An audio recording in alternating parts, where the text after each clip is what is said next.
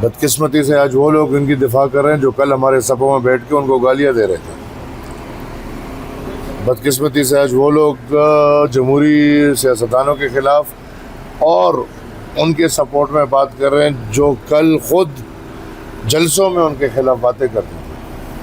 بس صرف فرق یہ ہے کہ آج ان کو ایوان اقتدار کے مزے مل گئے. یہاں پہ مسئلہ یہی ہے کہ ڈھال بنا دیا جاتا ہے, سیاستدانوں کو حکومت دے دی جاتی ہے اور اسی حکومت کو استعمال کرتے ہیں جمہوریت کے خلاف. میں قطعاً کسی کی تذلیل کا حامی نہیں ہوں.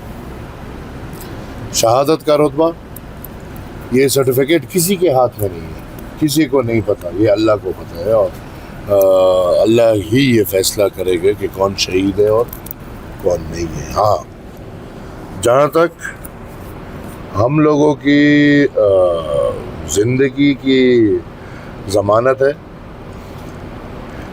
جہاں تک ہمارے ڈیفنس کی ضمانت ہے, تو اس کے لیے ادارے موجود ہیں اور ان اداروں کا یہ بیسک ڈیوٹی ہے کہ پاکستان میں امن ہو, پاکستان خود مختار ہو, پاکستان باوقار ہو.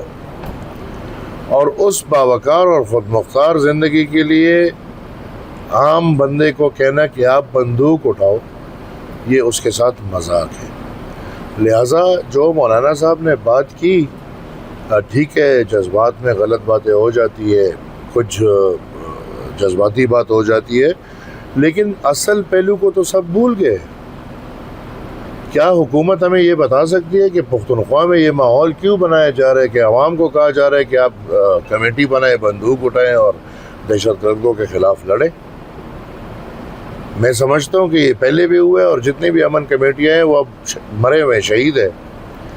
لہٰذا ایک اور دفعہ قوم کو لڑانے کی کوشش کی جا رہی ہے ان دہشت گردوں کے ساتھ, جبکہ ہمارا سب کا یہ ماننا ہے کہ یہ کام قوم کا نہیں بلکہ دفاعی ادارے کا ہے.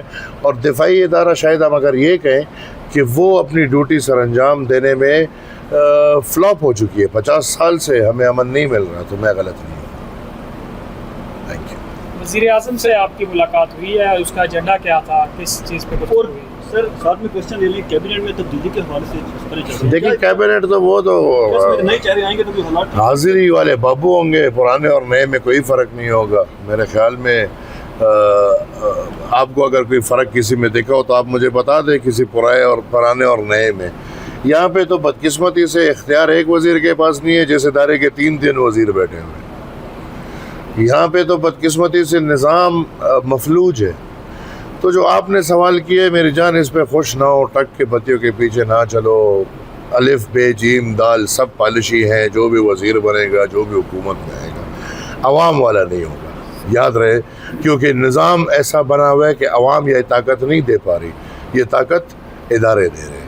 تو جو طاقت دے رہے کام انہیں کیا ہوگا, غلامی انہیں کی ہوگی. جہاں تک میری اور وزیر اعظم صاحب کی ملاقات کی بات ہے, میں نے بہت ٹائم سے ریکویسٹ کی تھی کہ میں ملنا چاہتا ہوں, اور کچھ معاملات ایسے تھے. اور پھر خصوصاً ہم نے بات کی, کل کوئٹہ کے دھرنے پہ بات ہوئی, ہماری بات ہوئی پختونخوا کے حالات پہ, کوئٹہ کے بلوچستان کے حالات پہ بات ہوئی, اور کچھ چارسدہ کے ریلیٹڈ معاملات تھے, اس پہ میری بات ہوئی. اور انشاءاللہ امید ہے کہ امید رکھیں گے, اور آلریڈی امید میں دنیا کھائی میں امید تو ختم ہو نہیں سکتی کہ یہ حکومت شاید پاکستان کو امن دینے میں, جو مشکل لگتا ہے لیکن کامیاب ہو جائے.